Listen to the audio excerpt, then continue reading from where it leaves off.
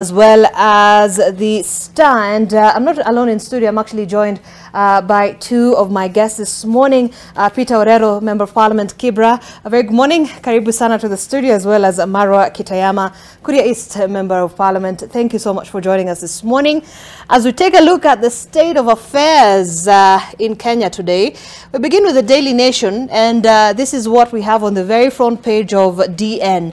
Who owns Jubilee? And you see there are two gentlemen there. One is a former head of state and one is a current head of state.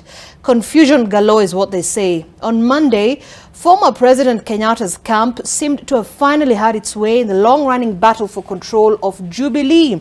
But all that changed yesterday in a day of many twists as the party's registrar and disputes tribunal weighed in on the bitter row, albeit conflictingly, throwing party's leadership and identity of its real officials up in the air. We'll be having a look. In fact, we'll be having a discussion on this. So it's page 4 and 5. On the Kenya Kwanza camp, you can see Sabina Chege. You also have Kanini Kega. On the other hand, there's Azimio la Umoja faction, David Muradhi as Jeremiah Kioni as well on that other end. So this is what is happening right now. President Ruto has recognized Sabina Chege as saying, "My fellow party leader," and Azimio Odinga warning him to keep off his camp.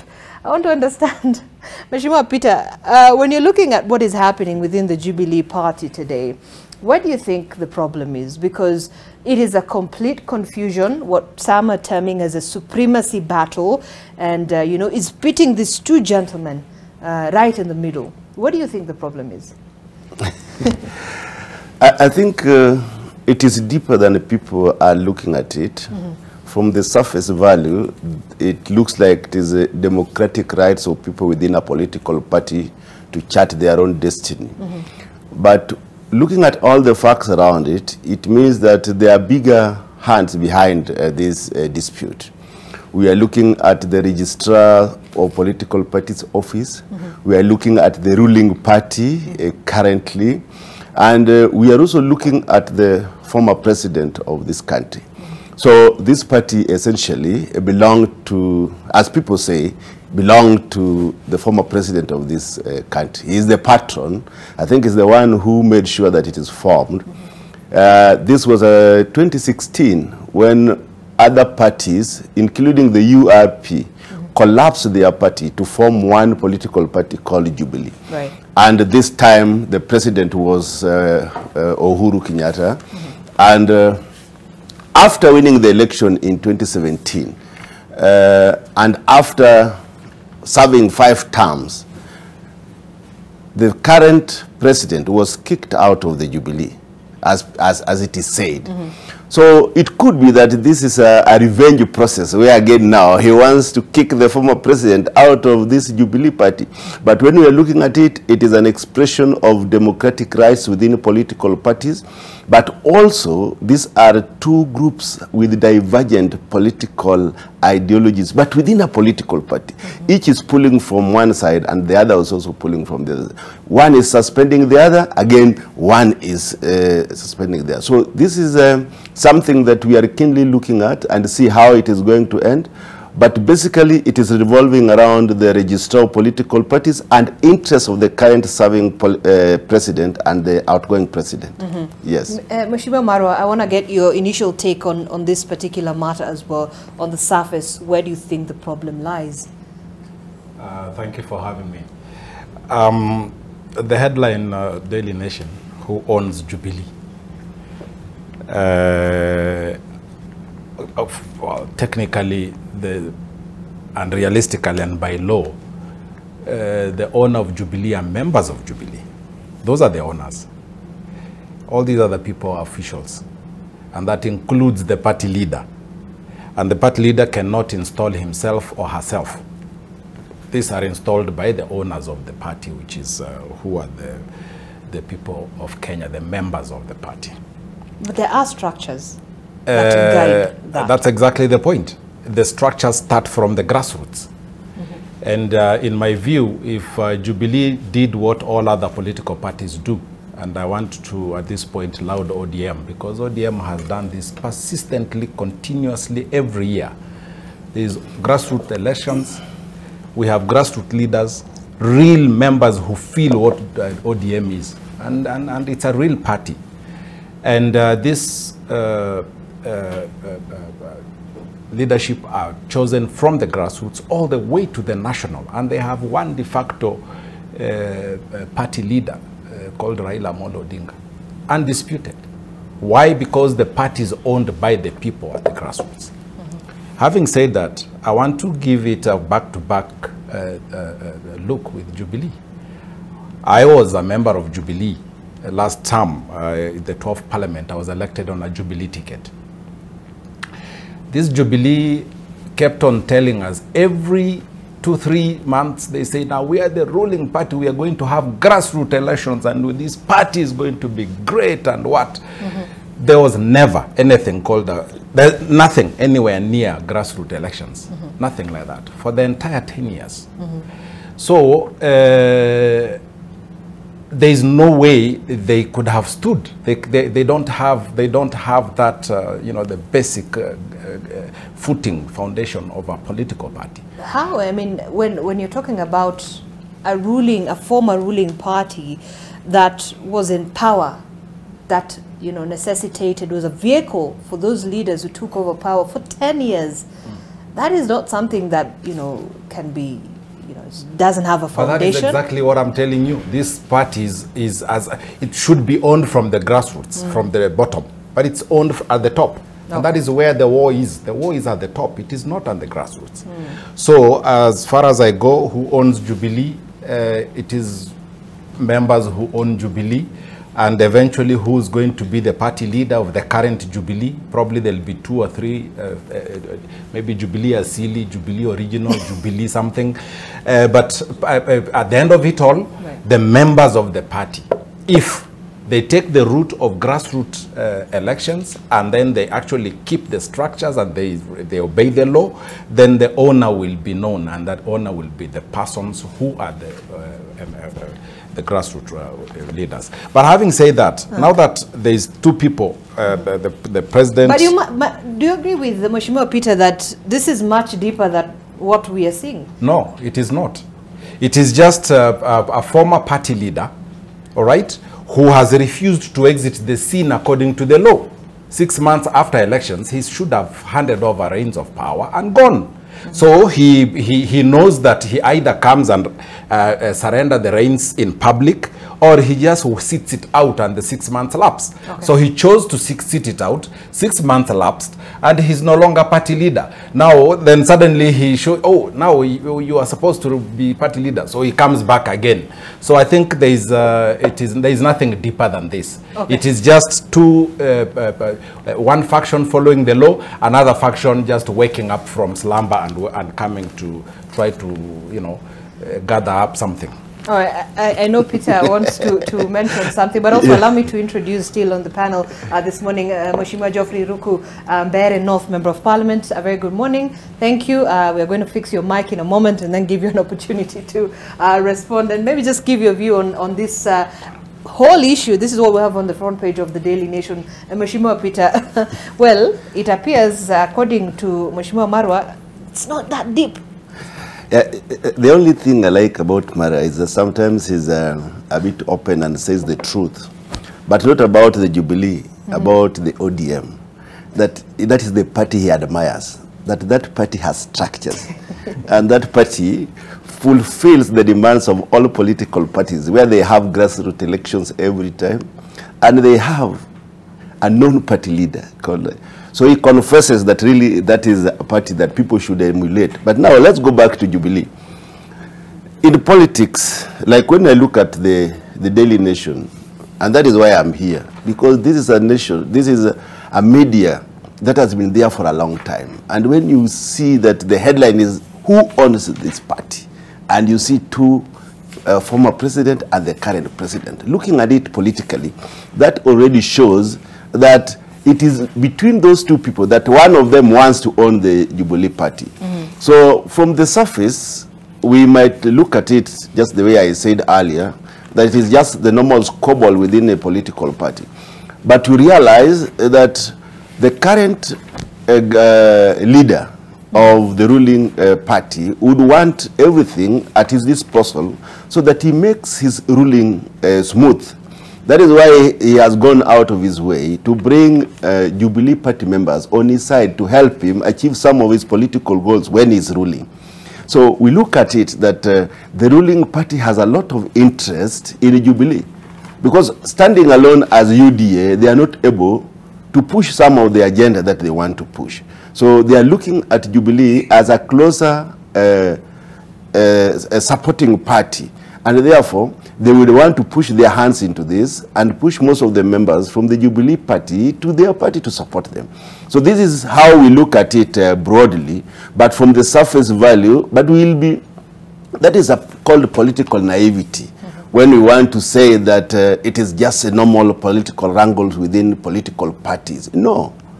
It is, we will not be naive to say that there must be hidden hands on this. And I stand to be corrected. All right. Yeah. And I think we're going to get deeper into that. But allow me to also give Mheshimiwa Geoffrey the opportunity to just give your initial view on this whole debacle that surrounds the Jubilee Party leadership. Thank you. I think Jubilee Party is owned by the Jubilee Party members. Every party has members, and the members own the party. And what we are witnessing is political bad manners by the retired President Uhuru Kenyatta. He's a man who has refused to go to retirement. It seems that what he was planning with BBI was so deep, such that he was ready to be the Prime Minister of this country. Fortunately, it did not happen. And what we should be telling Uhuru Kenyatta is to emulate what the late President Moi and the late President Mwai Kibaki, retired honorably as statesmen of this country. He has very good examples to follow. It's extremely bad and very bad political manners to see him trying to undermine a government which he himself added overpower to in a very peaceful manner. But there is a question that has come out of that Yes. whole argument, is that isn't there a space where Uhuru Kenyatta can participate in active politics in this country as a Kenyan? Yes, but he has to participate in a manner that respects his office, the office of the retired President of the Republic of Kenya. We don't want to see him threatening the sitting government. He used to threaten people right, left, and center when he was the president. What happened after he threatened everybody? You know, you threats don't take anybody anywhere. It's about taking concrete action to take this country forward in terms of the development, in terms of political deepening, in terms of financial deepening.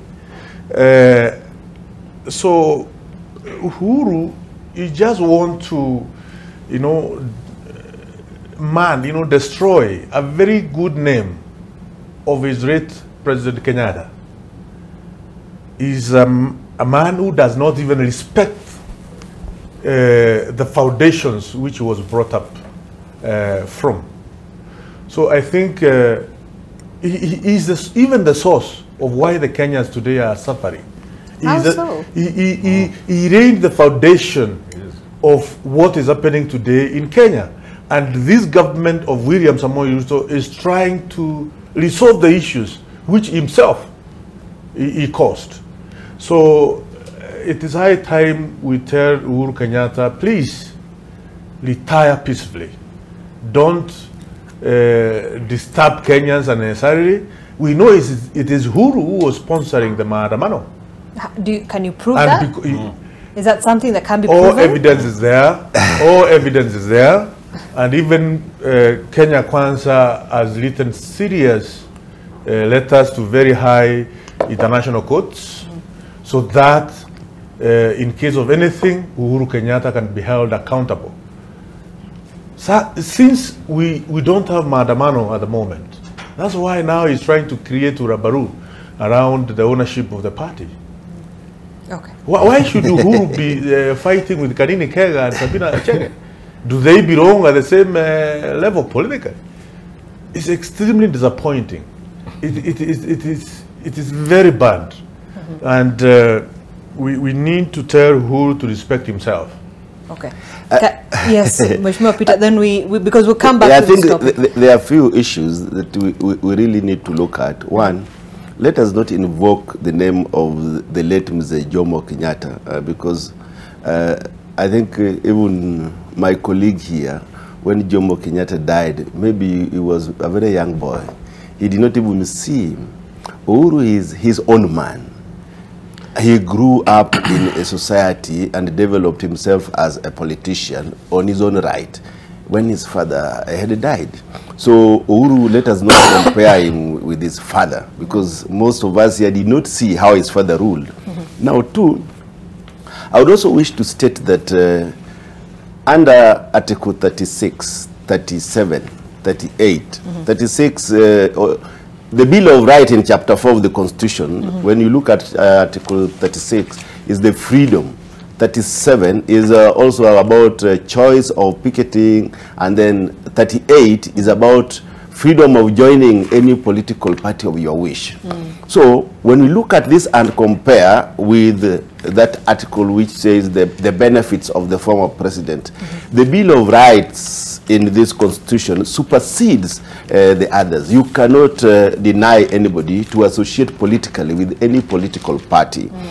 And where I come in is when my colleague blatantly, in front of many viewers, both in Kenya and globally, claims without any evidential background or anything to support his claim that the maandamanos were being sponsored by the former president. That is an allegation that cannot go unchallenged, because I belong to an Azimio political party. An Azimio la Umoja. But this is something we've had, you know, for a long time since the maandamano began, that, you know, that the former president has been backing or has been sponsoring this maandamano. One thing is that I have, since I was elected as MP of Kibra, I have never met the former president. And you know, we are members of the Azimio political party, which has been going for maandamano. I have never seen his hand.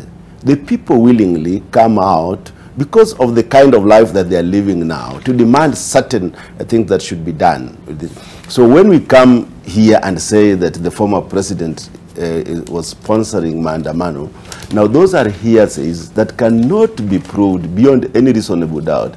They have no authority here to say that he was involved, unless they have other things that we do not know. The leader of Azimio is Right Honorable Raila Amolo Odinga, who my colleague here has described that has a political party that owns and obeys the structures, and people believe in him. So when he comes out, even today, and says that there will be a maandamano, he does not need the former president to sponsor his activities. That should go on record. All right. Let's move forward. We'll come back to this. I'll come back to this because we're actually not done with this, and we'll talk about the legacy that apparently the legacy of Uhuru Kenyatta on this whole issue. Let's see what else we have on the paper so that we can get to our discussion this morning. Suspending workers' pay must follow due process. The court has now ruled. That's the Employment and Labor Relations Court that has ruled that suspension of an employer's salary for any reason is a disciplinary action that should never be taken without due process. It was Justice Agnes Nzei, who was sitting in Mombasa, who ruled that. And I'm going to move forward. Let's see what we have. Pastor puts off lovebird's wedding after confession of premarital sex. Suspension of a wedding at the church is the usual punishment for having sex before marriage, members said. It's quite an interesting story here. You know, however, the pastor did refuse to give details on exactly what happened, saying it was against church policy, but that is the information that we did get. It's a couple from Tana River who now have to postpone their wedding for a year after admitting to their pastor that they did engage in premarital sex. Interesting. Bishop also arrested for coming faithful of 1.5 million in American visas scam. That's on page 3 of the Daily Nation. You can find that as well. This is the whole report there on the very front page of the Daily Nation. Registrar Tribunal deferring on the Jubilee leadership. And also just adjacent to that story, we'll be having a much deeper conversation on that as well. Bipartisan talks in limbo as Raila team withdraws, which means that the fate of the bipartisan talks between Kenya Kwanza Alliance and Azimio la Umoja One Kenya coalition hangs in the balance after the latter suspended discussions for 7 days, citing differences and lack of goodwill. The Azimio team led by MP Otiende Amolo said while they had acceded to a number of conditions by Kenya Kwanza, including suspensions of demonstrations and avoiding remarks that could jeopardize the talks, the government side has not ceded an inch. However, Kenya Kwanza's lead negotiator George Murugara, that's from Tharaka, accused the Azimio lead team of bringing up issues that had already been discussed and concluded in last week's meeting. He said the subcommittee on the Electoral Commission was to present one report dismissing Azimio's assertions that they were ready with their particular report. Mheshimiwa Marwa, so this is another issue. So yesterday we did see the Azimio team in a press statement saying, you know, we have to stop this. So there's this stalemate. Where do you think this will lead? Because now it appears, according to what we know, is if things don't go well, we might just see Maandamano back. I don't know what you make of what is happening on this bipartisan talks. Before I weigh in on that one, I think the two lovebirds who were denied let me get to that. You know, my advice to them, just go get yourselves a house, live there, continue having children, because the whole purpose of you getting married is so that you can enjoy and produce children in the process. Wait, this pastor will catch up with you. According to the church, there are rules and regulations that you cannot engage in premarital sex.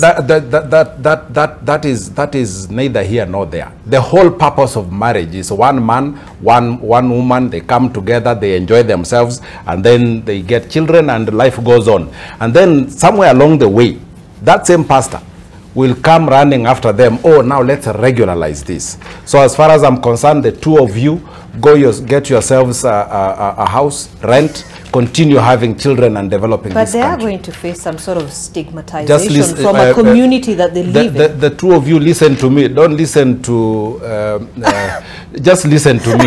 Go get married. But this is what is happening, right? The more you follow these, some of these things, that's how Shakahola happened. Right. Because there's something called rules. It's a cult like you cannot, there's nowhere. In fact, if you read the Bible, and I'm a practicing Christian, I'll tell you, in the Bible, there is nowhere that it says a big wedding or premarital sex and all that. It says a man met a woman and together they became one. That is how it is. So all these other stories and interpretations so that you control people, and that brings me back now to the ODM thing. Mheshimiwa here said that I'm admiring ODM at they are disciplined and all that. No, they are colonized.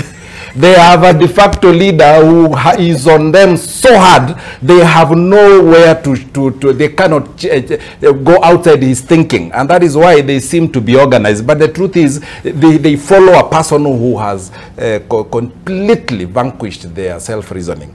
Now, you did ask about... For a party that has stayed quite...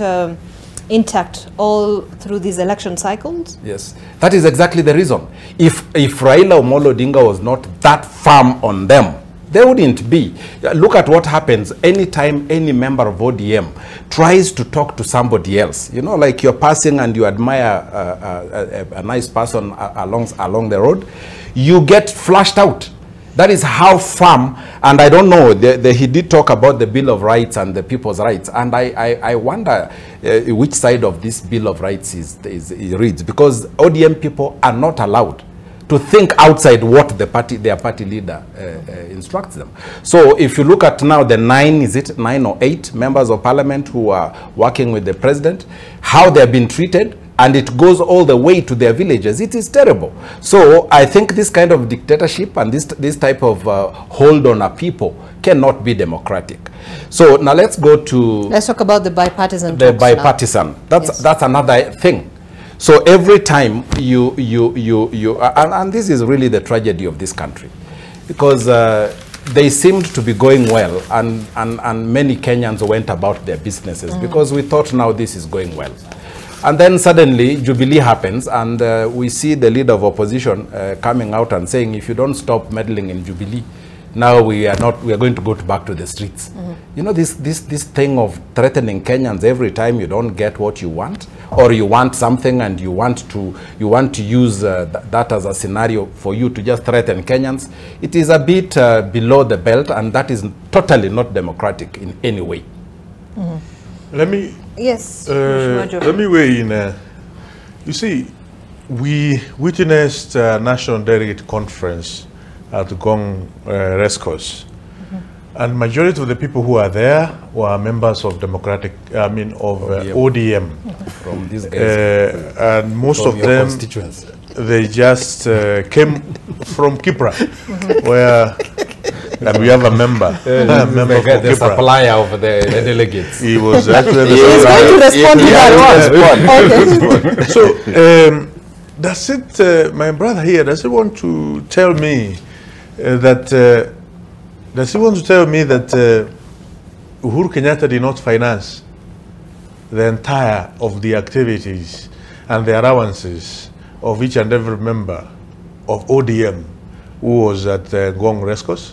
It is who I'm not even asking him to respond, but I'm just trying to make it clear that it is Uhuru Kenyatta who has been sponsoring Maandamano, and not only Maandamano, it is Uhuru Kenyatta who sponsored the ODM members who came in form of Jubilee members at Gong Rescos.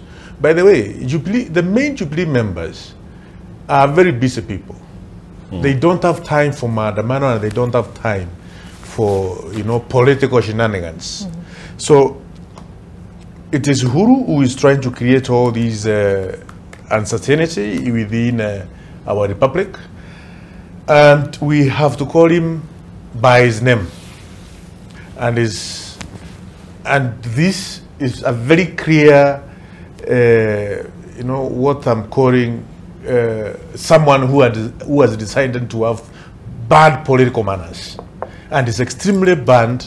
It's extremely, I don't know the one to use, but for an head of state, a former head of state, to do whatever Uhuru is trying to do, the registrar of political parties has come out and has totally disagreed with the opinion of Uhuru Kenyatta and his team, which has been now rescinded by the political parties tribunal. Of course, in a law, in a court, in a tribunal, as to give a chance for people to come and say, well, this sign and the other sign to say what they are angering about. So, but the constitutional body, the registrar of political parties, has given a very clear verdict that Uhuru and his team, they are completely out of order. So, coming to the issues of the bipartisan talks. And by the way, yesterday, bipartisan talks are deemed to fail because just to mention very quickly, this is what Edwin Sifuna tweeted yesterday. He's a Nairobi senator. He says, we have had to suspend the bipartisan dialogue after we could not persuade our friends from Kenya Kwanza to concede to some common sense interim measures. Namely, he mentions 4. That's one of the things they used to talk about: lowering of the cost of unga, preservation of the election servers, suspension of IBC reconstitution, but also what they've added, for them to leave Jubilee alone.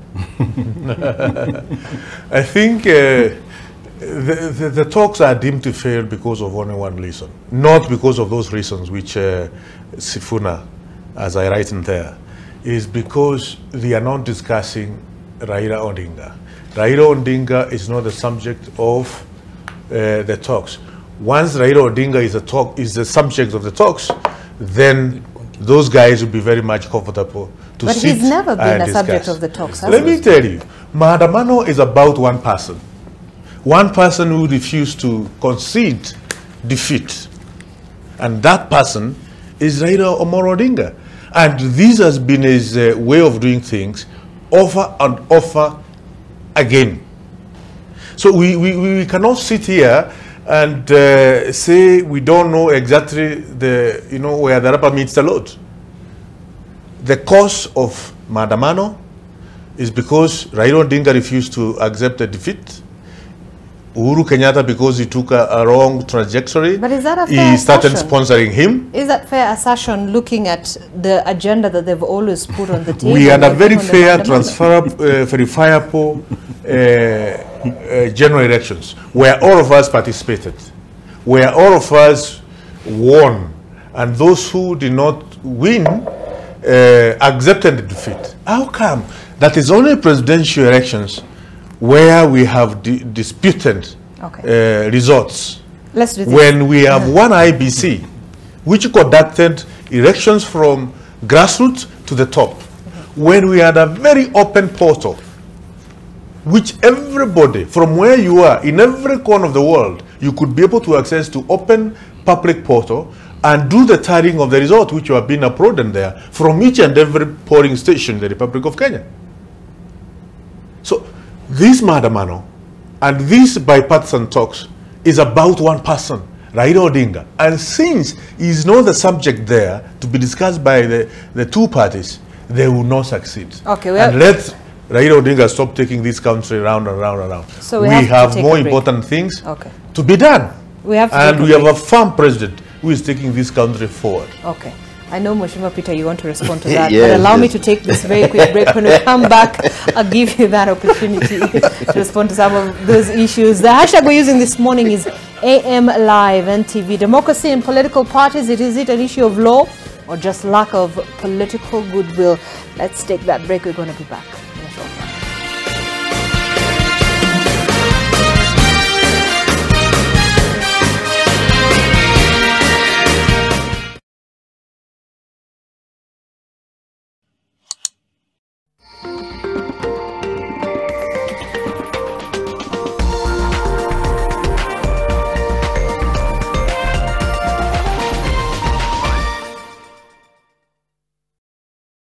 Okay, gosh, it is so small. We thought that it was a colobus monkey, but it's actually a bush baby. So, Eric, what exactly happened to it?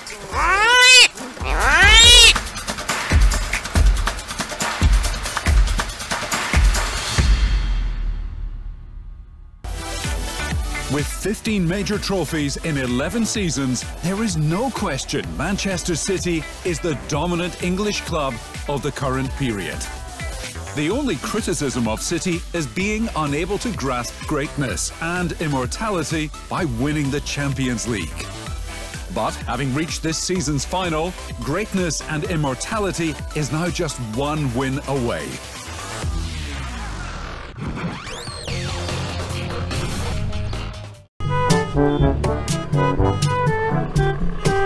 Shauri gani? Kwani wewe abani kuwa na experience ya kupiga simu? Ni siku yako ya kwanza ya kupiga simu. Abani harakisha mimi. Sisi ni watu wanapenda kupeleka bole bole bahali yake. Unafikiria mimi kutoka Wajir kutembea mpaka kuenda Isli mguu na bado nasukuma garmia ni kitu ya dakika mbili. Huwa beshiant mimi atashika simu. Bani gasirisha mimi.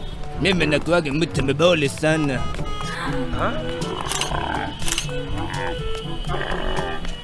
To get Waria, dial star 811 *933#. Skiza na Nation.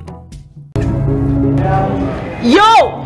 Loser! Smile for the selfie! Kasmile bana, usituharibie pizza tu. Tulia nini wale mliangukia? Tusianze hizo. Sasa upendi kusikia ukweli ama ikitoka place fulani? Wetu sasa zingine ukiambia hivyo sana inafika tu mahali unaanza ku feel different. Naelewa. Lakini kitu kubwa yaanze kutufanyia busy manze. Busy imekuwa tu mbaya. Daisy sichapiana lakini hajanipatia any recent updates.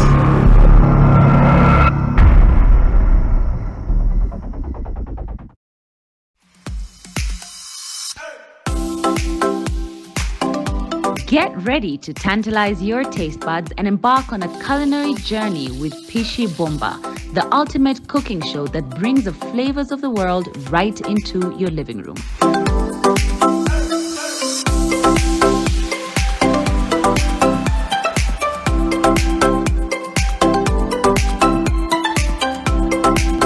Tune in this Sunday at 6:30 p.m. with me, Claire Karatu, for a mouth-watering adventure.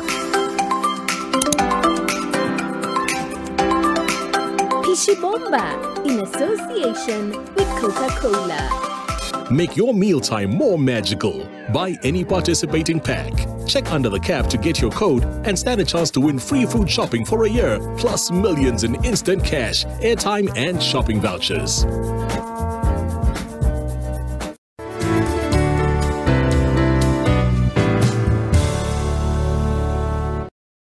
Own your dream home for as low as 1.98 million Kenya shillings in Vipingo Kilifi. SMS Vipingo to 22365 or call us today on 0740 400 215. Terms and conditions apply.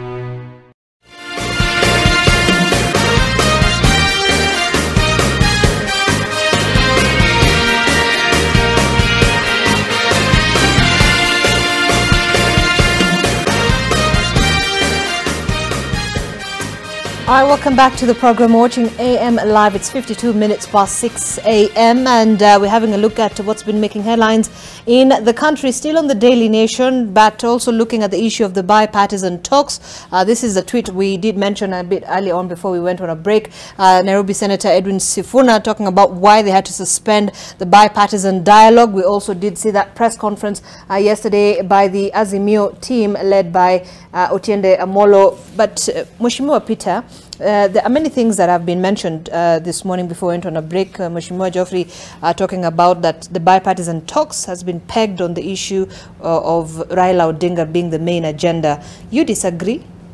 Totally, just the way you say. You can see that it is Otiende Amolo who is speaking on behalf of the bipartisan team that is talking.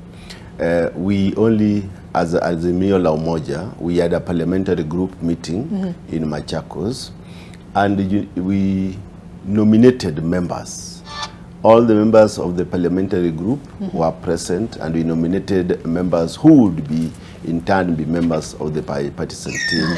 So this is not really about discussions about Raila Amolo Odinga. Right. Every time he has made pronouncements, he has put those conditions that he wants to be looked at during the discussion in the bipartisan. And he has never talked about himself, and nobody has ever talked about Raila in the bipartisan. When you realize what Amolo was saying is that they were to bring a comprehensive list and a write-up on the IEBC for discussion that time. So the Azimio side brought the document, while the Kenya Kwanza never bothered even to bring any document. So there was no document to put on table for discussion. This shows bad intentions from the other part of the bipartisan party. But again, when people talk that this talk is just about Raila Amolo Odinga, I think it beats logic, because as Kenyans we know the grievances that we have. One of the grievances is about the server. If really you are sure, you are confident that you are the winner, why can't you open that server? What hinders you from doing the same? So these are some of the questions which are lingering in the minds of Kenyans, that why would somebody be so reluctant to the extent that the country is almost becoming ungovernable, yet it is a simple job and task just to open the server. But I would also want to respond to my colleague Ruku. You know, he pours in a lot of things. When the Jubilee was meeting, they had a national delegates conference. We were with him in the studio. We were discussing the same at K24. We were sitting next to him. And when I hear him saying that the members of the ODM were the ones in the Jubilee Party, For you to have a national delegates conference, there is something called delegates. These delegates must be picked from the sub-branches and branches and to come to the national level. And the list of the delegates have been deposited with the registrar of political parties. You should have, and that is what he can use to give directions on matters affecting each political party. So it will be naive for the Jubilee Party to pick members of other political party and believe that their national delegate conference would be regarded as authentic. So it means that the names and members of those who came for the national delegates conference must have been in the register of the Jubilee political party. And you know, this is the highest organ in a party structure, that their decision cannot be challenged anywhere, even within the presence of our courts. So the National Delegates Conference that happened the other time at Rescos must be given way, and their decision, which were ratified, must be given recognition by the political parties. So when I look at it, the registrar of political party gives out a document that she says was there on a Friday and keeps it until the National Delegate Conference is over, then appears with a decision that had been taken by the internal disciplinary tribunal. When you look at all this, then you realize that there is a lot of interest, and the excesses of the registrar of political parties must be streamed. The registrar of political party, the office, must not be involved in the internal affairs of other political parties. I think that office has certain excesses that, as representatives of our people, they must be trimmed down. All right. Mheshimiwa Maro, yes. Good practice, international good practice. All presidents all over the world, when you retire as president, you are also supposed to retire as a party leader. That's best practice. Let's take Tanzania, for example. When President Nyerere handed over power, he did also retire as the leader of CCM.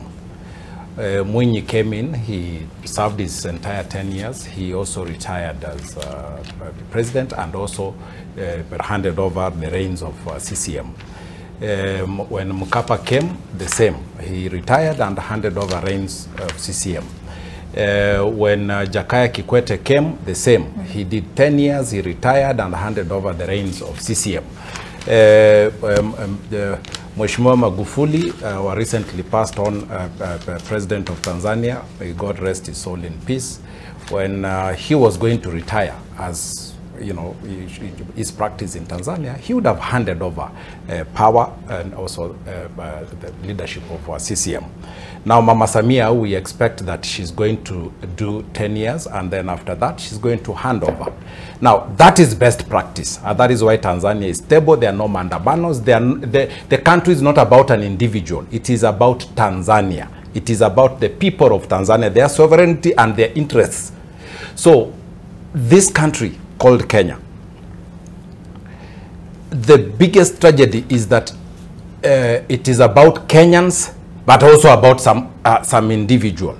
If that individual doesn't get what they want, then the other Kenyans have to suffer the brunt of it. They have to be mixed up in all manner of suffering so that that person gets what they want. That has been the practice all through. Now let's come to the former president Uhuru Kenyatta. Uhuru Kenyatta should do everybody, including himself, a favor. He should just leave. He has been president, not many people. Only 5 presidents people have been presidents in this country, of 50 million people. Meaning he's extremely privileged. So he has had his highest level of attainment. He should just leave these small things to Kanini Kega and Sabina Chege and Jeremiah Kioni. These are small things. These party things are very small things for a person who has just served this country. And I would say he served it to his best. It may not be that we got everything is good, but he served to his best. So he needs to now leave these small things and stop spoiling himself, his name, and actually stop soiling the name of former presidents, so that he even sets a good example. Let me also come home and give you the example of retired, first of all, when Kenyatta passed on, Moi took over. Moi took over for 24 years. He retired, and he stopped being Kanu chairman. He gave it to Uhuru. Then came Kibaki. Kibaki went ahead, and when he retired, he passed on this thing to the PNU thing that he had. Come Uhuru, that is now where the bad manners is beginning. But we've had the argument on both sides. Like, look, the other day, of course, when the NDC was happening, we saw the Wiper leader, Stephen Kalonzo Musyoka, say, look, why are you forcing the former president to retire? He's younger than I am. I am still in politics, so why are you pushing him out? The law does not talk about age. The law talks about you retire, 6 months later, you hand over the I don't know, the Kalonzo is supposed to be a senior counsel. You remind me if I'm wrong. I don't think he should interpret the law to bring in age. Age has no role in this thing. What it says is that you served your term, you're no longer president, 6 months later, you go home. You leave somebody else to go. Otherwise, you become a Tower of Babel over these other people. You dwarf them, and they cannot grow because you're all over their space. And it is just good manners that you serve, and you cannot be the only best dancer on the floor. All right, yeah, very quickly before we wind up on this. I am from the region where Uhuru came from, out Kenya region. Uhuru was mentored or groomed by the late President Moi, and after that by President Mwai Kibaki. And that's why he became the President of the Republic of Kenya. Were it not for those two great men, Uhuru would not have been the President of the Republic of Kenya. When Uhuru took over, he ensured there's nobody from Mount Kenya region, or even from any other part of this country, who could be groomed in such a way that people can see Uhuru Kenyatta wants this guy to take over power sometimes in future. Not even immediately. Is it an automatic mandate that should happen? Yes. Succession politics is key, not only to the national politics, but also to organizations, to companies, to corporate. Succession is always very key element, because this nation is ongoing concern. Is a going concern. We are not statics. But Uhuru is manifesting himself clearly. Why he hated and why he did not want anybody to appear like sometimes in future he can take over power. That's why today he's very busy meddling with the affairs of the Jubilee Party, and not only the affairs of the Jubilee Party, but also trying to meddle the affairs of the government of the Republic of Kenya. Okay. Can we move away from that? Let's talk about this. So yesterday, you guys had a PG meeting, and the president has urged Kenya Kwanza MPs to back the tax proposals. The president yesterday calling on the lawmakers from Kenya Kwanza to pass the controversial Finance Bill 2023 in its totality, a move that could lead to a fierce battle with the opposition, according to The Nation. The meeting came on the day the Senate resumed its sittings after a month's recess, and with the National Assembly counterparts expected to be back next Tuesday with the finance bill, their biggest and most urgent agenda. The budget will be read on the 15th of June and will be President Ruto's first full budget since taking over from President Uhuru Kenyatta in September last year. Azimio la Umoja One Kenya Coalition Party leader Raila Odinga had last week threatened to call for countrywide street protests should the Finance Bill 2023 be forced on citizens through Parliament. Mheshimiwa Peter, so this is where we are right now. When you guys go back to Parliament, this is the topmost agenda before the budget is read on the 15th of June. And now we have this. Quite controversial. Yesterday, the members of Parliament were in State House. They were taken through the processes of the finance bill. And what we understand is most of them said they had not gotten a full understanding of what the finance bill was all about. But now, yesterday was like a classroom, according to Dennis Itumbi, and they were taken through the entire process, and now they understand better what it means. But still, there is a lot that is yet to be looked at. According to the Azimio team, this is not what they don't buy in on the finance bill. I'm happy that my colleagues here were there in State House. They can tell us more. And they will tell us more what they went through. I have also gone through the finance bill. Yes. The all of it. I have looked at areas that basically affect the common man. Mm-hmm. You know, one of the major duties of an MP is a representation, a legislation also. So I will look at, of course we have a stand already, you know, as we get our stand from our coalition party leader, and we look at it, what we know is that is called party discipline. It's not about dictatorship. We have what is called party discipline. It appears they don't agree and with that. Within party discipline, even the mature democracies, even in America, we have what is called party discipline. And that is why you realize that even Obama within the Democratic Party of the United States, they have a lot of party discipline. And even before I say that, I want to remind them that they are picking best practices just from within the locality. But there are also best practices in mature democracies like in the US, where former President Barack Obama went out fully to campaign for Biden. And it was acceptable. Yet he was a former president, one of the leading presidents in the world. So it is not just in Kenya where maybe a former president can be involved. And our 2010 constitution, one of the best in the world, has put it very, very in the Bill of Rights. So let us not limit the operations of former presidents, so long as it is within the framework of political requirements.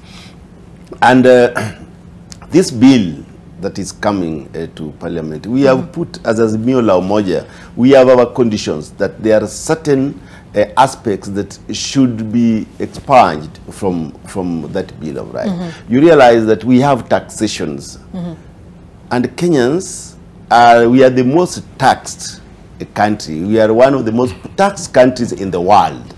That's wrong. One of the most, I think, one of the most taxed countries in the world. And when you now come to tax the disposable earnings, that is the minimum earnings for employees, not the gross, the disposable, what we take home, now you want to tax 3%, and tell us that you want to build housing. Is this a priority for Kenyans? Do we need the housing when we cannot feed ourselves? And how many people have houses and would not want to be taxed? Well, you know, some of these are the controversial areas that as Azimio la Umoja, we look at them with strong eyes and say, really, do we need to vote for a bill that is going to affect the livelihood of our voters and Kenyans? President Ruto, according to the Nation, described that, you know, that particular issue, talking about the 3% housing contribution as mandatory patriotism. That it should be a mandatory patriotism, and called on members of parliament to explain to the public the essence of that proposed levy and why it's important. But you disagree? Totally. And you see, my colleagues here have been talking about dictatorship. And when the head of state comes out with no uncertain term, that is a mandatory. Of course, he is not... Patriotism. Yes. He is not giving his members a chance to decide as representatives of the people. And I think we need to look at this in a more broader way about this taxation. And how it is going to be utilized, and how it is going to help the Kenyans, the current Kenyans, in the future. Okay. Mheshimiwa Marwa? Maybe you can give us insights into what was said yesterday. I'll come there. How they were in the classroom. Yes, we saw you with pens and papers and taking notes very seriously in the classes. I must say that William Ruto is a very thorough leader, extremely thorough.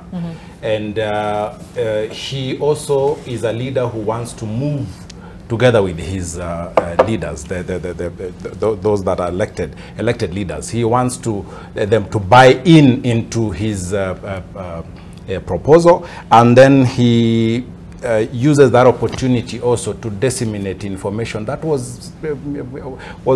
has been canvassed negatively in almost all media houses led by the Azimio guys.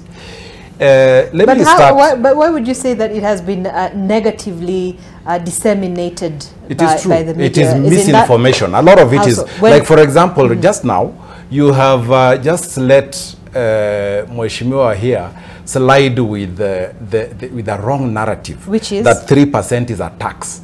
It is not a tax. But it is a proposed It is not levy. a tax, it's a levy. Right. And it's a housing levy, which is a contribution to a fund. And there are two of them. There's the mandatory one for all 3,000 employed people, and then there is an optional one, a voluntary, for you and me and anybody else who is not employed. So let me ask you, do you think Kenyans understand the difference?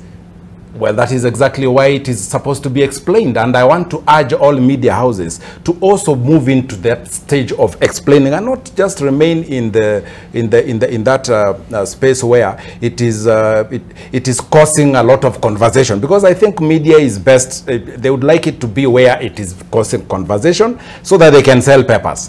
But it is also patriotic for them to understand it.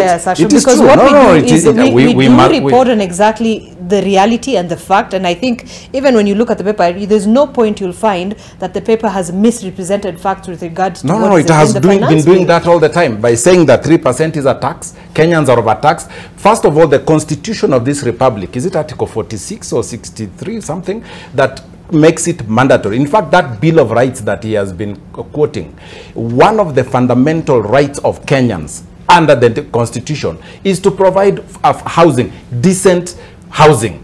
And this decent housing can be anything. It can be that you afford on your own. It can be that is provided for by the state, and within parameters like now what the housing fund is supposed to do. Now, Mheshimiwa here represents Kibra, which everybody who has represented Kibra has been using Kibra's status as a slum to get to power. Anybody who is an MCA, they use the slums to, oh, you know, now we will change this and do this, or people buy in and then they vote for them and they don't do anything. MPs the same. Even the former Prime Minister was a member of parliament in Kibra. And all of them have been using the slums as a tool to get to high office, and they don't want to solve the problem, the housing problem. Now, William Ruto has come in and identified that this thing does 2 or 3 things. Number one, in the process of it doing providing affordable housing, it does 2, create employment, which is exactly what his constituents need.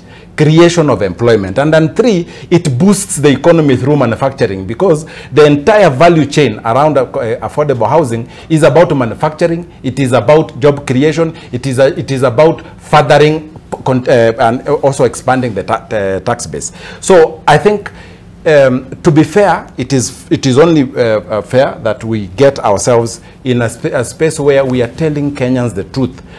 3% of your tax, why am I supporting it? And maybe that is where we should be starting. Why am I supporting it? Number one, where on earth do you get a government giving you money? Because if I contribute, for example, 2,500, because it is capped at 5,000, 2,500 I contribute as a member of parliament, all right, or as an employee, and then government matches it with another 2,500, capping it at 5,000. My sister, why wouldn't I take that as an offer? And remember, it is a savings. That money goes to a pool that is called a fund that eventually, and the target is to raise it to 9 billion, so that we are able to provide affordable houses for other people. And for me, that's an investment. And further along the way, 7 years later, if I choose to keep it and continue into the fund, I continue and own a house, or if I choose to monetize it, I do that. You do agree that there are arguments and concerns by Kenyans who feel like this is not a scheme they want to be part of? Let me tell you, There is nothing that involves a government bringing together a formula to cushion everybody that everybody accepts at one go. Every other person will want to have it differently. Okay. Mr. Joffrey, yes. Very quickly. As now, I want to disabuse a point that Kenya, they are highly taxed people in the world. This is not true. Tax revenue to GDP of the Republic of Kenya at the moment is at 14%. On average, tax revenue to GDP, on average of nations of the world, is about 24 to 28% on average. The most highly taxed nations, one of them like Norway, where is about 45% tax revenue to GDP. That's where you go and you realize all hospitals is free, schools are free, the infrastructure is extremely top, everything is offered by government because they pay for it through their taxes. Today, if you compare ourselves with South Africa, Morocco, Lesotho, Botswana, the average, even Turkey, they are above 22, 23%. That is the tax revenue to GDP. So Kenya is one of the least taxed nations, comparing ourselves. But that's not something we've heard from economists who've tried to look at how the... You know, at the moment, it is very easy to get this information. You only need to Google and see, just Google tax revenue to GDP of the nations, or average. You'll be able to see this information. You'll be able to see which countries are taxed high, which countries are taxed low. But I feel there's a much deeper, there are many things that are connected to look at how the economy works within the issue of the ratio of the GDP and, taxation. No. Don't. I'm a student of economics. Okay, teachers. I am a student of economics. All right. I have an MBA in finance from University of Nairobi. Okay, I have a Bachelor of Commerce. So these are things I have spent quite a number of years in class. And you can Google. Don't be taken for granted by people. They are simple things. There are many parameters, yes, to measure how the economy is performing. And one of the measure is tax revenue to GDP. We know the taxes which are which the Kenyans have.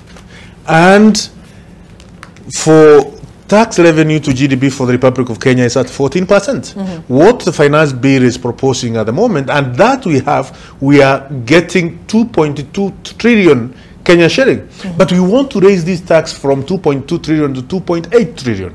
So that we can be able to finance most of the very basic requirements of our nation. We need good roads, we need good hospitals, we need good schools, we need good health care, we need security. Where are we going to get this money from? The issue of housing fund, let me ask you, when we pull money together, there are many instruments which can come as a result of that pool of funds. This economy has not developed what we call financial derivatives market in a proper manner. I sit in the committee of delegated registration. At the moment is the moment we are looking at a regulation on how we can have financial derivatives as a space where Kenyans or the economy of this republic can be able to attract more resources from there. How do you have financial derivatives as a market? We can only have financial derivatives as a market if we have a pool of funds. And one of the which pool comes of funds, from the taxes. one of the pool of the fund is raising such a fund, and it will further deepen the financial status of our economy.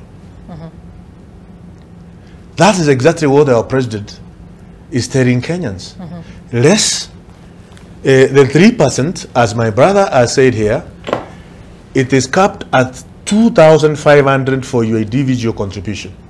If you get 20,000 or 20,000 for instance, and you are charged 3% to go to housing fund, how much is that? Probably it's about 900 shilling. Okay, it's about 900 shilling. The government will give you on top of that another 900 shilling. Tell me, which financial market, which bank, if today you save 900,000, 900 shilling in any bank, the maximum it can be able to attract is about 13-14%. That's about 90 or 120 Kenya shillings in a year. But now the government is telling you it will be giving you 900 shilling every single month. You are deducted that 900 shilling. Where can you get that money from? And on top of that, so after 7 years, you are free to get your money with interest. This is the best opportunity the government of Kenya Kwanza is giving to salaried Kenyans. And by the way, it is going to disabuse also some point. Today, to own a house, a simple one-bedroom house in Nairobi, a modest one, it is costing you about 11 million Kenyan shilling for mortgage. For you to get that 11 million Kenyan shilling as a mortgage, you are supposed, for a period of 10 years, if you are lucky to get 10 years, you are supposed to pay 153,000 Kenyan shilling every single month.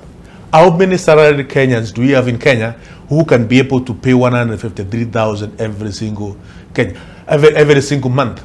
We have 97% of the salaried Kenyans get less than 150,000 every month. 75% of salaried Kenyans get less than 50,000 Kenyan shilling. We have to take a break, but I'll ask you this question because it's a question that I've seen many Kenyans ask, especially on social media. Yes. I have a house. Why do I have to contribute to this levy if I have a house? Can I take that? Yeah, sure. You know, I'm a member of parliament. After giving bursary to parents and students, you know, their parents, next thing they ask for is that, oh, please, Mheshimiwa, my daughter or my son is renting a room, for example, in Kahawa Sukari, if they are in KU or JKUAT. And the rent is so expensive, I cannot afford. Please help me with some money so that I can, you know, contribute to that. Now, let me ask you, if parents in the village, they own houses in the village, they own farms in the village, if they have a requirement to have their children housed in Nairobi, honestly speaking, how would you say that I have a house and therefore I don't want? Even if you don't want it to live in it, do it for another Kenyan. Let another Kenyan have it cheaper. Instead of them, the rooms that are being paid for, maybe at Kahawa Sukari, maybe 15,000, I don't know how much. Maybe if we have a lot of that, then we would have rooms that are cheaper for our students. Let other Kenyans also benefit out of the gift that God has given you. Also, okay, what is wrong with you owning a second one so that it can become passive income? It is an income to you. Two, you can even bequeath it to your children in future. You can gift it to somebody. It is a good thing. Even into the further future, you can sell it and convert it into money. Please, Kenyans, let those who cannot afford, let this government help those who cannot afford to afford. Okay. If for nothing else, even for your personal reasons, own one, own a second one so that it can give you income. Prepare for retirement. Don't wait for that retirement where you're going to be given a wheelbarrow. But what if I do not? I am telling you this is factual because the President Ruto does not joke around with the things. He's a purposeful man. Okay. He knows what he's talking about. Right. Can I add something? We have to take a break. We have to take something? 2 seconds, please. You get for what you pay. Kenyans, there is no. We don't have something called government which has resources which come from, you know, I don't know where. Okay. All the resources of government, they come from two sources, either from taxes or from borrowing. All right. This government has decided to decrease the borrowing rate. So you've decided to decrease the borrowing rate. The bill will pass from yesterday's meeting. The bill. Yes. When you go to Parliament, the finance bill. Yes, we will pass the finance bill. Yes, right. it is the right thing for passing it, or wait for you know. As they will wait to be told. They have. We already have a standard as a media. Okay. No, they will be told what to do. Okay, we have to take a break again. We're going to be back in a short while. You're watching AM Live. Talk to us. The hashtag, as always, is AM Live NTV at NTV Kenya at Zainab Ismail. We'll be back in a few moments.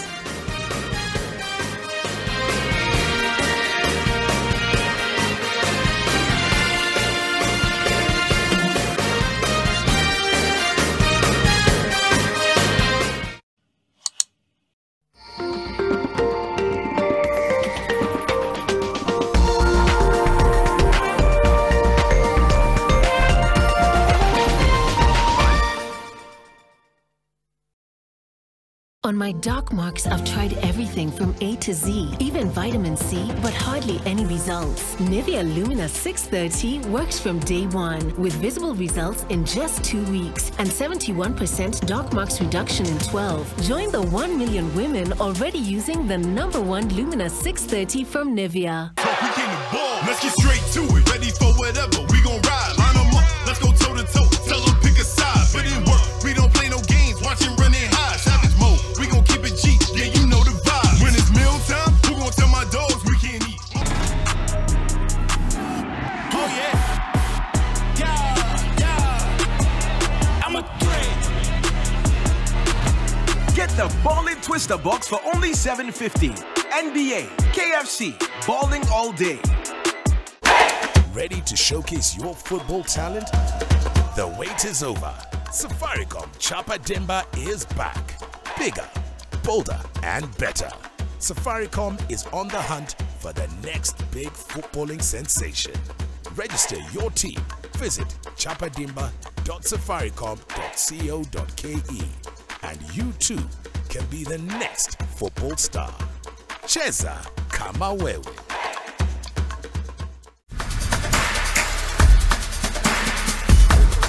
Look at these dolphins behind me. Unbelievable. Whoa. We're all ready to pull and get this giraffe up into the crate.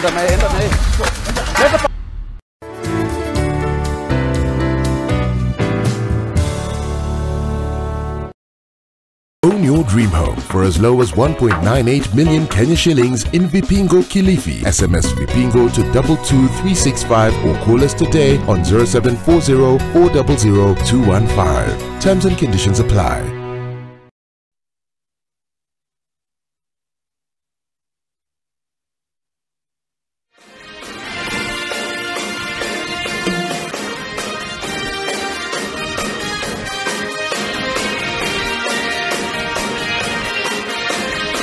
All right, thank you for staying with us. You're watching AM Live. We did indeed take quite a bit of time on the papers because there were quite very pertinent issues that were raised within the papers, and we had to canvass around those matters. But it is fair to talk about what we were meant to discuss this morning, which is on the issue of democracy within political parties. And we did mention that quite a bit when we were talking about the issue of the Jubilee Party. But I want us to look at the sanctity of political parties in Kenya. You both all belong to different parties, but when we're talking about democracy, and I'll begin with you, Mheshimiwa Peter, when you're talking about democracy within political parties, do you believe that the structures of our political parties today, currently as it is, that there is democracy? I think this is where now we look at each political party on its own and on its own merit. We have majorly in this country now, we only have 4 major political parties, maybe 5. We have the biggest political party in East and Central Africa, that is the ODM. Then we have the ODA, we have WIPA. But is ODM the biggest political party? It is the biggest. It is the biggest. But you have UDA, which has more members in parliament, right? No. Anyway, we look at the following of the political party. Then we have UDA, then we have the WIPA. Those are the independent parties, the Jubilee. But you know, we also have a collective or political parties like Azimio la Umoja political party. Democracy, sometimes we do not have a definition of democracy, because this is where somebody exercises his own rights, individual rights, and then that is what comprises democracy. So democracy within a political party normally is determined by the members themselves, but basically it requires that within that political party, people are able to express themselves, people are able to caucus amongst themselves, and people are able to agree on one of the ways of governance. So democracy in political parties, normally we look at the governance structure of that political party. And how do we measure what are parameters used to determine whether we have democracy in political parties? Those parameters, some of them is, are those people elected or are they just appointed as members? So election brings about democracy. So it must begin from the very, very far end at zonal level or branches. We must have regular meetings, we must have regular elections, we must have annual conferences so that we enhance democracy within a political party. Would you say ODM is a democratic political party, looking at the structures that guide it? There have been, like arguments that, ODM is owned by Raila Odinga and he is the supreme leader, the de facto leader. I mean, there's nothing that can go, unsaid, or, nothing can happen without his approval, his say. The only problem in this country or with Raila is that he is the owner of democracy in this country. He is the one who has championed democratic rights for all Kenyans here. So he's always associated with the democracy. So when people see him, they see democracy. So when he's leading a political party, people do not know where Raila begins and where he ends, because himself is democracy. So we are saying that he is a leader of a democratic party, because people see him as somebody who has championed the democratic rights of Kenyans throughout his lifetime. So when you look at the history of the person leading a democratic party, look at what he has done throughout his life to bring democracy within this country. So our party structure will tell you that we are the most democratic because we look at parameters that are used to determine which is the most democratic policy. We look at, do we have branch elections? Do we have officials? Are they active? Do they have regular meetings with input? Do they carry on political parties' activities? So these are some of the things we look at. But when you look at other parties, none of them show tenets of democratic beliefs. Some of them have never carried out elections within their own political parties. Even the current ruling UD, I don't know how many NDC they have had, although it was just formed last year. So these are some of the things we look at when we say this is more organized and this is a democratic party. Yes. All right. Mheshimiwa Marwa, issue of democracy in political parties. I remember earlier in the year, there was that discussion of parties within Kenya Kwanza hoping to dissolve or fold up to merge into this mega super political party that is UDA. I don't know where we are on that, because I do know there's one party that was already in the process of dissolving to form, to be part of UDA. Is that the essence of democracy, really? Let me say this, that the owners of any political party, when they sit and make a decision on what they want to do with their parties, if they want to fold, if they want to make the parties bigger, if whatever they want, they decide. It is their decision, because that's what democracy is. It becomes their democratic decision, their democratic right. And if the outcome is to fold and join another party, then so be it. But let me put it also from this other point of view, that as far as I'm concerned, UDA as a political party, a democratic political party, As we speak now, there is a lot of activities happening, registering more and more members, so that in preparation for grassroots elections, that will culminate into the National Delegates Conference, that the entire value chain of leadership is going to be installed. That will be happening in August, yes? That is happening between now and I think, yes, August or thereabout, but there'll be an official communication. The polls will be in August, I think. Yes. Yeah. So that is going on. Matters democracy in political parties depends on where the party wants to go. If the party wants to go far, then of course the right thing to do is to exercise democracy. But if the party wants to end to the doorsteps of an individual, then of course the measure will be loyalty and you know, putting people in check and in line and everything like that, and then it just ends there. The price is never got, because what everybody else is thinking about is just how to be loyal to this one person. So it is about also the vision, and vision and the democracy must be spoken to at the you know, in the same sentence. Yeah. So as of folding parties so that it becomes one big party, the desire of all political parties is to become one huge party. But at the same time, the Constitution gives room for other parties. So for those who will not want to fold, we have no problem with that. For those who will fold and join UDA, that is also a good and welcome. Do you think we have ideals that drive the agenda of our political parties? This is just mainly a vehicle for election. Do we have, when we're talking about folding of political parties to form the super UDA party, is it for 2027? Or what is the agenda behind it? Do you have ideologies? UDA does not need to have other parties to fold to form government. We formed government even without that. So it is not. But you are part of the Kenya Kwanza coalition. Yes, it is not for 2027. Okay, so it is not.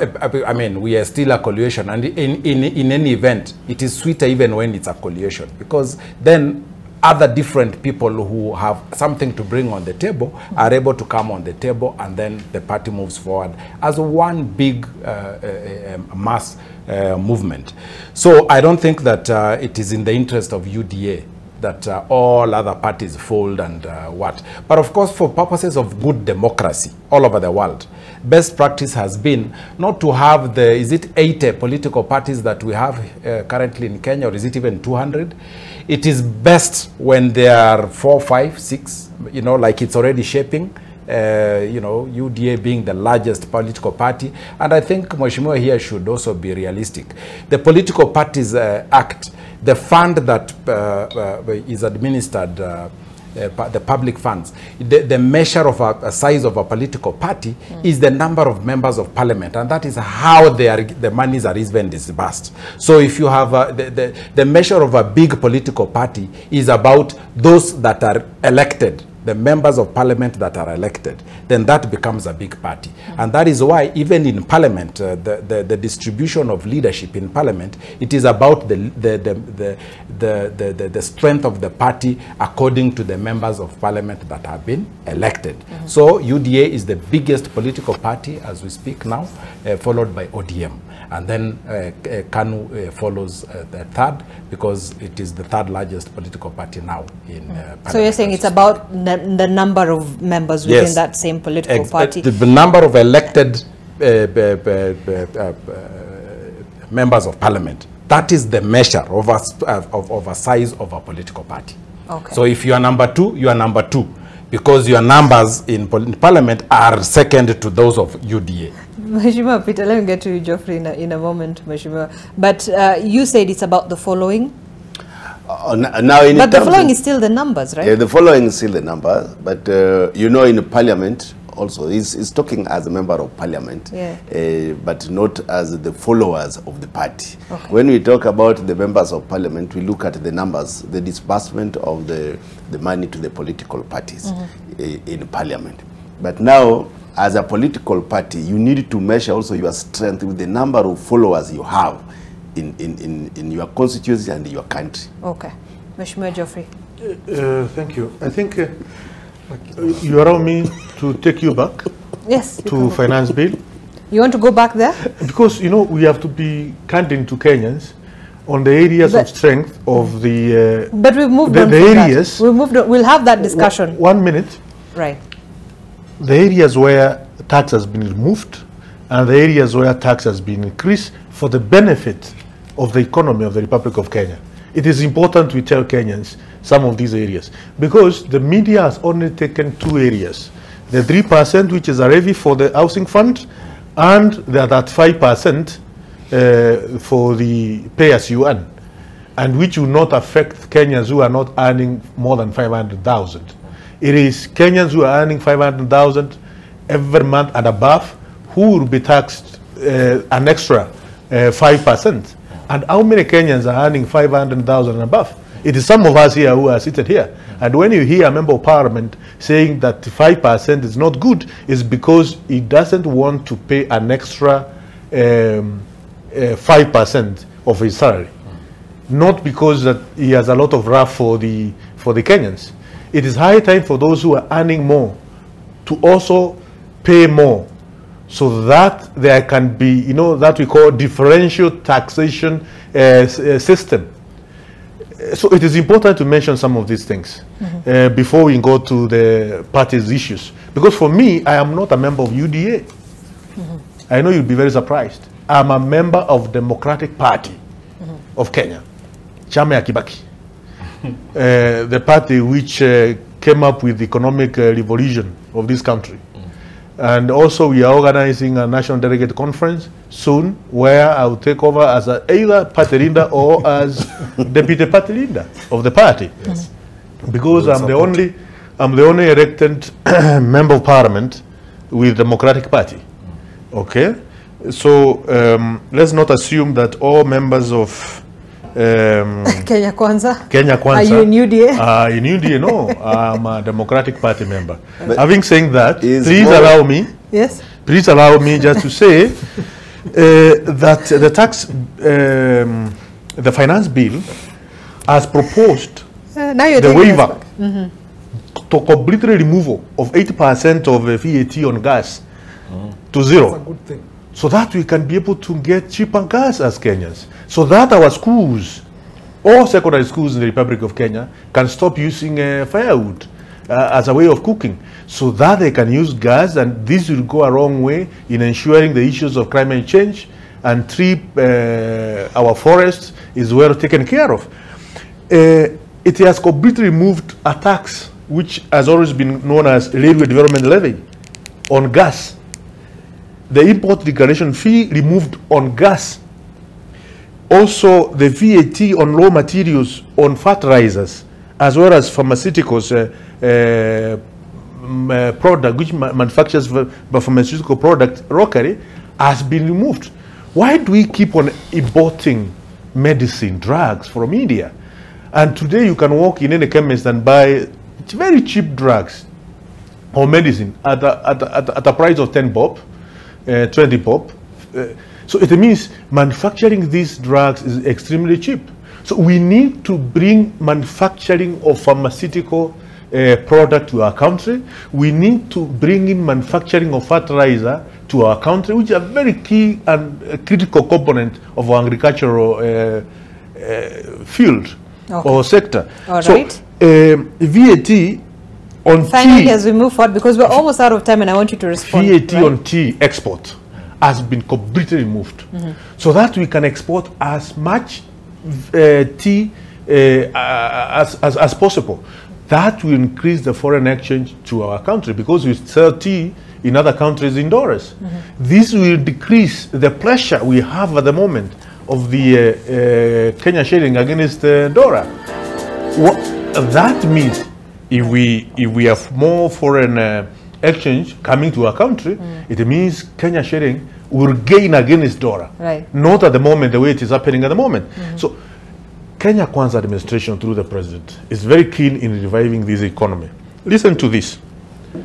It has increased tax on fish, importation of fish. Why should we import fish from China when we have Lake Victoria, where my brother comes from, Okay. Okay. All right. No, I know you come from Kibra, but you have a lot of ancestors who are from Rick Victoria. That's and when we have people from Ramu, when we have people from Ramu who can fish.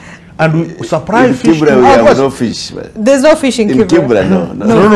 Exactly. It has increased around me. It is very important to the Kenyans. Yes, but Mheshimiwa, we were running out of time. I need you to wind up on that issue. Okay. It has increased tax on important furniture. We need to increase, we need to support our people who are in furniture making business. All right. Because they are very useless furniture which have been imported from all corners of this world, coming in cheap, not good, not of quality. It has increased tax on import of paint and import of. Do you have human hair? No, I mean. No. Okay. So this is to. No, but I do have human hair because I'm human. They want our ladies to shave. They increase taxes on the human hair. Which is not a good thing, right? There is a space of cryptocurrency where it's not properly regulated and where a lot of money has been circulating there. So we get some of this money to our economy. All right. Okay. So this is a very good bill which is going to inject or stimulate our economy so that they can start performing better than the way Uhuru Kenyatta and his brother Raila Odinga, the handshake guys, left this economy. Well, that's a discussion that continues, you know, to happen in the public, of course, trying to understand really about the issue of the Finance Bill 2023, and we'll be continuing to, you know, dissect it will be important the matter, to right? give it some time. Okay, and I promise you will get that, and I promise you I'm even going to call you, and then we're going to have a really in-depth conversation on the issue of the Finance Bill on its own, instead of having all this, you know, a wider conversation. But you did not make a comment on the issue of political parties, because that's what we were discussing today. Yes, a political party is a foundation of every democracy in the world, and it is very good to strengthen our the political parties. I know very clearly, speaking from Democratic Party position, we are not going to merge with any party. The position of Democratic Party is to remain a strong party and to create, to try and mobilize its base to see whether we can take it to where President Kibaki left it before joining NAC. And of course, the ideals of the Democratic Party, one of the main ideals of the Democratic Party is the economy, and of course human rights, and of course the freedom of expression and association. We'll be having National Delegate Conference just like any other party, delegate across all the counties of the Republic of Kenya. We'll be meeting, we'll be setting date very soon, where we'll have some changes in current leadership of Democratic Party. And to be very clear, Democratic Party will not be merging with any party. But we as Democratic Party, we support firmly President William Ruto. And we are going to move with the President William Ruto for another 10 years. I think for any viewer would not mistake my friend like a strong UDA person. Because even before he defined himself that he belongs to DP, you would not recognize. He is selling the aspiration of the UDA than even the DP itself. And I think merging should have some definition. It's like he has already merged with the Kenya Kwanza, because UDA. And when he says that they want to stand on their own as a DP party, and he's the only elected DP party person, you see that he is standing from a very precarious position. You feel the lines are blurred? That's what you think? And today he has even set his own question about the bill. He has explained the manifesto of UDA here about the taxes. He is setting his question, yet we are discussing democracy in political parties. So we must have demarcations when we come here. And he wants to sell the aspirations of the Kenya Kwanza, yet we came here to discuss political parties, democracy within political parties. Right. So what I'm saying is that as Kenyans, we need to look at how we govern our parties. We need to look at the governance structure. We need to look at the space, the democratic space within our political parties. And in a sense, we need to look at the aspirations of the Kenyan people, because we need to use this to manage our political parties. Because political parties are formed on ideologies. And these ideologies must serve the interest of the Kenyan people or the people that you are serving. So we must always say that we should not have interference from registrar or political parties in our parties. We need to give the parties the freedom to exercise their democratic right. And the internal matters within our parties must be left for the party members. They must go within the required channel to sort out their problems without necessarily being interfered with by the registrar of political parties. But then it appears there is a problem if the structures, the internal structures are not working. And perhaps that's why Jubilee finds itself in the dilemma it finds itself at this point. Then there is certainly a big problem, because this is a former ruling party. So when you're looking at it on a wider scale, then there's certainly bigger issues that are within the political parties itself. You are very right, and that is why my friend here should not have said that it is just the difference between Sabina Chege and the former president. When we look at it, that is a very pedestrian way of looking at political matters. Okay. All right, thanks. Mheshimiwa Marwa, very quickly, you know, your final remarks on this issue, and especially on the issue of, do we have political goodwill to strengthen our political parties on individual levels?